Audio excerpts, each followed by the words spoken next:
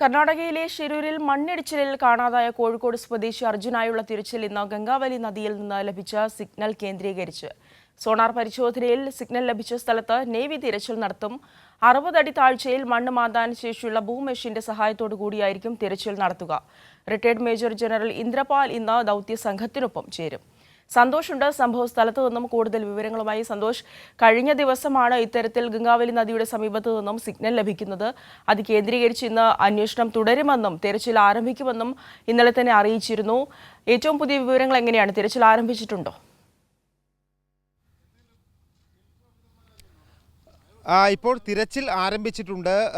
ആർമിയും നേവിയും ദുരന്ത നിവാരണ ഏജൻസിയും സംയുക്തമായാണ് ഗംഗാവാലി നദിയിൽ തിരച്ചിൽ നടത്തുന്നത്. ഇന്നലെ നേവി നടത്തിയിട്ടുള്ള സോണാർ പരിശോധനയിൽ ഈ നദിയുടെ അടിഭാഗത്തായി മണ്ണിനടിയിലായി ഒരു വസ്തുവുണ്ട് എന്നുള്ള തരത്തിലുള്ള സിഗ്നൽ കിട്ടിയിരുന്നു. അത് സൗണ്ട് വേവ് ഉപയോഗിച്ച് നടത്തിയിട്ടുള്ള പരിശോധനയിലാണ് അത്തരത്തിലുള്ള ഒരു സിഗ്നൽ ലഭിച്ചിട്ടുള്ളത്.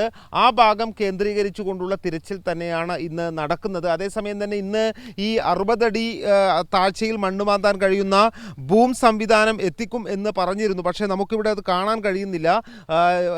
ഇതുവരെ അങ്ങനെയുള്ള സംവിധാനം ഉപയോഗിച്ചുള്ള ഒരു തിരച്ചിൽ ആരംഭിച്ചിട്ടില്ല. ഇപ്പോൾ 2 മണ്ണുമാന്തി യന്ത്രങ്ങൾ മാത്രമാണ് അവിടെ നിന്നും പുഴയുടെ ഈ തീരത്തോട് ചേർന്ന ഭാഗത്ത് നിന്നും മണ്ണ് മാറ്റുന്നത്. അതോടൊപ്പം തന്നെ ആ റഡാർ ഉപയോഗിച്ചുകൊണ്ടുള്ള ആ മണ്ണ് നദിയിലേക്ക് മൺതിട്ട രൂപപ്പെട്ട സ്ഥലത്ത് റഡാർ ഉപയോഗിച്ചുകൊണ്ടുള്ള പരിശോധന ഇപ്പോഴും തുടരുന്നുണ്ട്. സാങ്കേതികമായിട്ടുള്ള പരിശോധന ഇപ്പോഴും ഒരു ഭാഗത്ത് തുടരുന്നുണ്ട്.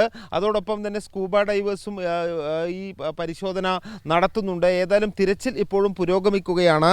ഇന്ന് പൂർണ്ണമായും ഈ നദി കേന്ദ്രീകരിച്ചുകൊണ്ടുള്ള ഗംഗാവാലി നദി കേന്ദ്രീകരിച്ചുകൊണ്ടുള്ള തിരച്ചിൽ തന്നെയാണ് പുരോഗമിക്കുന്നത്.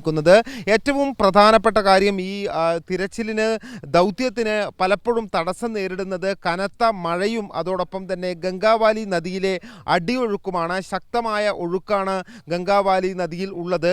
ചില സമയങ്ങളിൽ അതിശക്തമായ മഴയും ഇടവിട്ട് ഉണ്ടാകുന്നുണ്ട്. മഴയോടൊപ്പം തന്നെ കാറ്റും. അതുകൊണ്ട് തന്നെ ആ സമയത്ത് ദൗത്യം നിർത്തിവെക്കുന്ന അവസ്ഥയാണ് ഇന്നലെ പലപ്പോഴായി ഉണ്ടായത്. ഏതായാലും ഇന്ന് ഇതുവരെയും മഴ പെയ്തിട്ടില്ല, തെളിഞ്ഞ കാലാവസ്ഥയാണ്. എന്നാൽ മഴ പെയ്യാനുള്ള സാഹചര്യം ഉണ്ട് എന്ന് തന്നെയാണ്. ഇന്നലെയും രാവിലെ മഴ മാറി നിന്നെങ്കിലും പിന്നീട് മഴ ശക്തിപ്പെടുന്ന ഒരു സാഹചര്യം ഉണ്ടായിരുന്നു. മഴയുടെ ഒരു പ്രത്യേകത, വളരെ പെട്ടെന്ന് പതിയെ തുടങ്ങി പെയ്യുന്ന മഴയല്ല, വളരെ പെട്ടെന്ന് തന്നെ അതിശക്തിയായ മഴ തുടരുകയും അത് ഒരു മണിക്കൂറുകളോളം നീണ്ടു നിൽക്കുകയും ചെയ്യുന്നതാണ് ഇവിടെ ഉള്ള ഒരു കാലാവസ്ഥ. അതുകൊണ്ട് തന്നെ ഇന്ന് ഈ മഴ തടസ്സപ്പെടുത്തിയില്ലെങ്കിൽ അല്പം കൂടി വേഗത്തിൽ ഈ ദൗത്യം നടത്താൻ കഴിയും, പ്രവൃത്തി നടത്താൻ കഴിയും എന്നാണ്.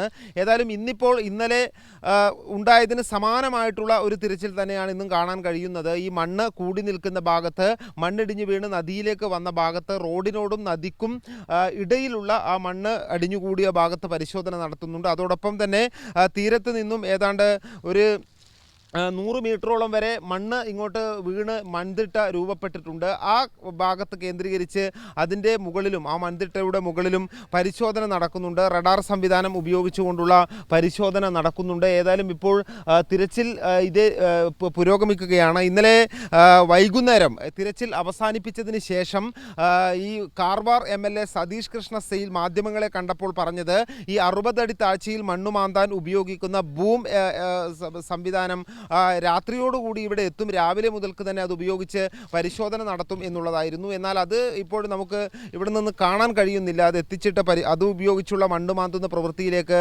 എത്തിയിട്ടില്ല. കുറച്ചുകൂടി ചിലപ്പോൾ സിഗ്നലുകൾ കൃത്യമായി കേന്ദ്രീകരിച്ചതിന് ശേഷം ആ ഭാഗത്ത് അത്തരത്തിലുള്ള പരിശോധന നടത്താനായിരിക്കും. ഇത് വലിയ യന്ത്രമായതുകൊണ്ട് തന്നെ ഗതാഗതം റോഡ് വഴി കൊണ്ടുതരുന്നതിന് ചില പ്രയാസങ്ങളുണ്ട് എന്നെല്ലാം ഇന്നലെ തന്നെ MLA ചൂണ്ടിക്കാട്ടുകയും ചെയ്തിരുന്നു.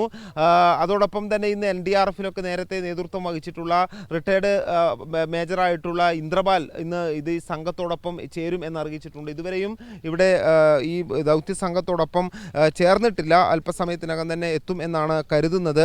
അവരുടെ കയ്യിൽ ഈ നദിയിൽ ഉള്ള കൂടുതൽ തിരച്ചിൽ നടത്താൻ കഴിയുന്ന ഡ്രോൺ സംവിധാനങ്ങളുണ്ട് എന്നാണ് പറയുന്നത്. അത്തരത്തിലുള്ള സാങ്കേതിക സംവിധാനങ്ങൾ ഉപയോഗിച്ചുകൊണ്ടുള്ള തിരച്ചിലായിരിക്കും ഇന്നും നടത്തുന്നത്. ഏതായാലും ഇപ്പോൾ നദിയിൽ ഉള്ള തിരച്ചിൽ ആരംഭിച്ചിട്ടുണ്ട്. അത് പുരോഗമിച്ചു കൊണ്ടിരിക്കുകയാണ്.